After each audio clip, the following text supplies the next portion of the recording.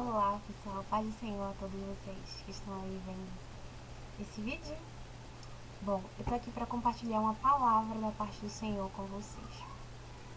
Essa palavra ela fica em Marcos, capítulo 14, versículos 51 e 52, que diz assim: E um jovem o seguia, envolto em um lençol sobre o corpo nu, e lançaram-lhe as mãos, mas ele, largando o lençol, fugiu nu. Bom, esse trechinho ele é contado na passagem onde ele fala onde Jesus ele foi preso, né?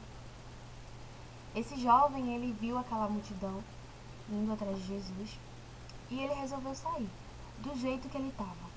Não se preocupou com as vestes.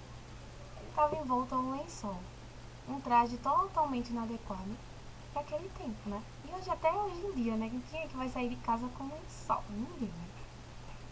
Mas enfim, esse jovem ele não se preocupou com as suas vestes, ele não se preocupou com o que ele estava vestido, mas ele quis ir naquela multidão. Sem conhecer a Jesus, eu acredito.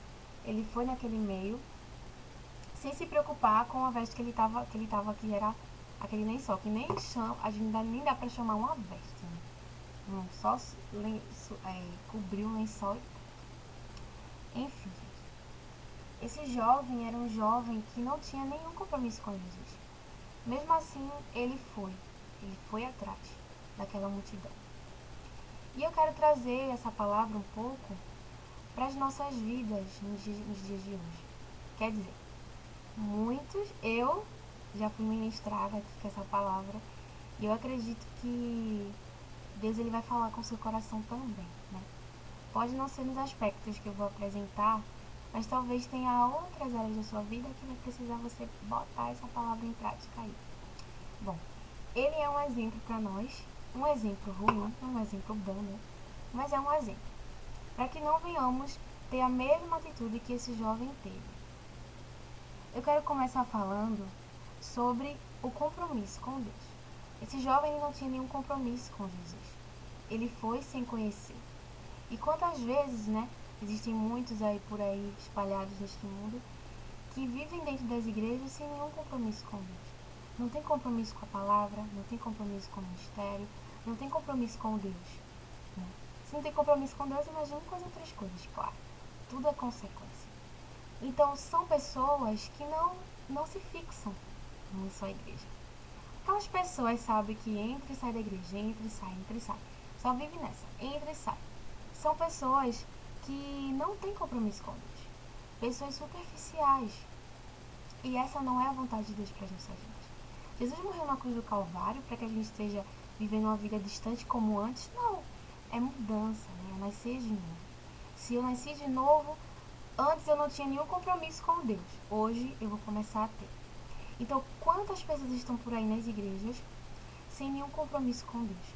Não oram, não leem a Bíblia, vivem uma vida de pecado. Aí você diz, Marcela, mas quem não peca?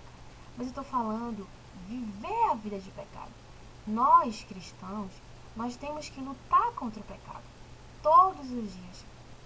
Não correr para cima do pecado. Entendeu? É isso aí. Então, muitas vezes, a gente vive uma vida assim, sem compromisso. A gente para de orar, para de ler a Bíblia. Quando a gente vê, a gente tá que nem esse jovem aqui, no meio de uma multidão, sem conhecer Jesus, sem saber por que tá ali. É isso que tem acontecido nos dias de hoje, que a gente vê que tem mais saído gente da igreja do que entrado. A gente vê muitas pessoas que eram bênçãos de Deus se desviando. Ou melhor, pessoas que aparentemente eram bênçãos, né? Porque quando a gente realmente tá com Cristo, nos pés do Senhor, sem sair dos pés do Senhor, a gente não se desvia não, gente. A gente continua ali, perseverante. Com problemas que surgir, a gente continua ali, perseverando. E eu quero dizer um pouquinho, né, mais um outro ponto que existe, muitas vezes nas igrejas aí, é também vivem uma vida superficial, né? Tudo é superficial, né? Ele não estabelece nada duradouro, nada fixo mesmo. Ou seja, pessoas que, como eu falei aqui, vivem mudando de igreja em igreja, nunca se fixam no local, ou seja, surgiu o problema, ele já quer sair da igreja. Gente, qual é a igreja que é perfeita, né? Se tem um problema na sua igreja, surgiu, você ora. Ora porque o Senhor vai tomar a frente e vai resolver aquela situação, amém? Então nós temos que entender que o alvo é Cristo. Cristo. Olhar para Cristo, fixar no Senhor e ganhar almas para o reino de Deus. Então muitas vezes as pessoas vivem, né, uma vida assim como esse jovem, uma vida superficial. Começa um relacionamento e termina. Só vive namorando o tempo todo, termina e volta, termina e volta. Nunca, não, não tem um relacionamento duradouro. Porque são pessoas superficiais. Pessoas que entram num casamento e se divorciam. A gente vê muito isso no mundo, porque as pessoas não têm um relacionamento duradouro. Elas começam e terminam. Nunca é duradouro. Muitas vezes isso acontece dentro das igrejas. As pessoas não têm, vamos dizer assim, uma profundidade nos relacionamentos. Tanto com Deus como com os irmãos. Ele é totalmente superficial em tudo que ele faz. E de repente você procura fulano e o pessoal diz, saiu da igreja. Por quê? Uma pessoa superficial, gente. Uma pessoa superficial. Então, vamos parar de sermos pessoas superficiais, vamos consertar o nosso altar e voltar de onde a gente parou. Se um dia você buscou, se um dia você orou, você leu a Bíblia, se um dia você foi cristão de verdade, volte. Se não foi, comece de hoje, não é tarde, né? Essa palavra ela é para mim, ela é para você. Se não tava, comece de hoje a buscar esse relacionamento com Deus, esse compromisso com o Senhor. Outro ponto também, são pessoas aptas do pragmatismo, né? Aí vocês vão dizer, eita, Marcela, é eloquente. Não, gente, eu não sou uma pessoa eloquente. Tô tentando, mas não sou. Bom, porque eu tava estudando um livro, essa palavra, e eu encontrei, né, esse tópicozinho e eu achei interessante e quis colocar aqui, que são aptos do pragmatismo, né? Vou explicar. Eu também procurei saber lá. Uma pessoa pragmática não está interessada na verdade, mas em resultados. Ela não se preocupa com princípios, mas com vantagens. Ou seja, são pessoas que não se preocupam qual é o meio que ela vai utilizar para chegar ao resultado que ela quer. Ou seja, o que importa é o final. Né? Pessoas que mentem, pessoas que fingem ser uma coisa que não são. São essas pessoas pragmáticas. Isso. É difícil dizer a palavra, mas é isso, pragmáticas. Enfim, são pessoas que não se preocupam com o que ela vai dizer, com o que ela vai colocar. O importante é que no final ela se beneficie, né? E a gente vê muito isso em quê, gente? A gente vê muito isso, vamos citar um exemplo aqui. Ministérios. Pessoas que pecam, estão vivendo uma vida de pecado, começam a viver uma vida de pecado. E qual é a atitude delas?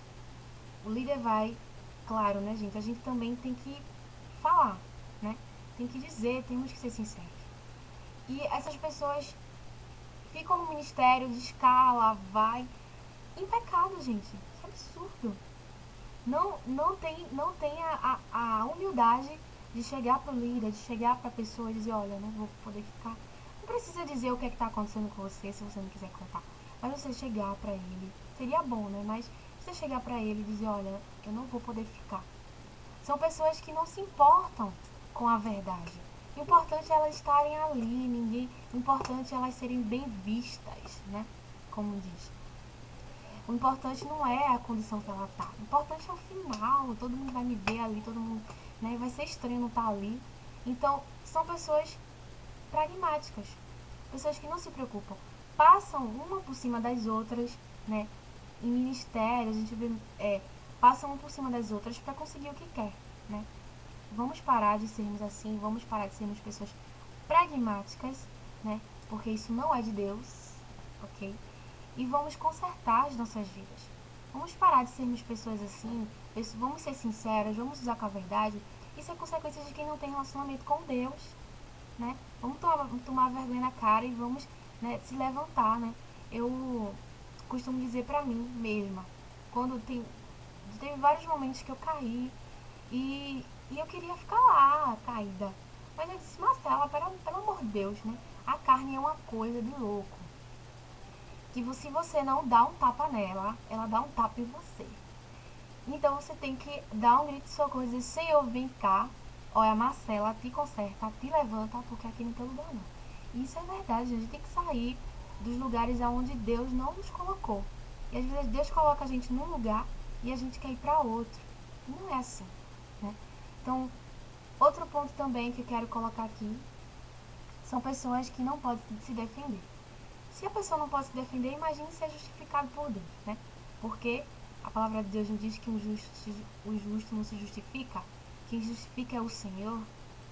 Nem isso ele pode, porque é uma pessoa que é podre por dentro, né? Aparentemente mostra-se um cristão, aparentemente mostra-se uma pessoa de Deus, mas por dentro é podre. Puxa algum conteúdo dele pra ver se sai, ou dela. Não sai não, entendeu? Então são pessoas superficiais, pessoas que não têm compromisso com Deus e pessoas que não podem se defender de nada. A gente vê aqui nesse 52 que diz assim, mas ele largando o lençol fugiu nu. Ou seja, descobriram o homem, o jovem lá, no meio do povo. Foi descoberto. Porque a palavra de Deus diz o quê? De Deus diz o quê? Que não há nada oculto que não seja revelado. Tudo é revelado. Não podemos esconder nada do Senhor. Por isso que eu sempre digo e sempre lembro disso. Que ninguém pode enganar o homem de Deus, a mulher de Deus, e principalmente a Deus. Ninguém pode enganar. Porque o Senhor, Ele cuida de mim e de você. E Deus, Ele revela aquilo que está em oculto. Quer se consertar não, filho? Lapada. Então, Deus não expõe seus pecados não, mas o inimigo expõe.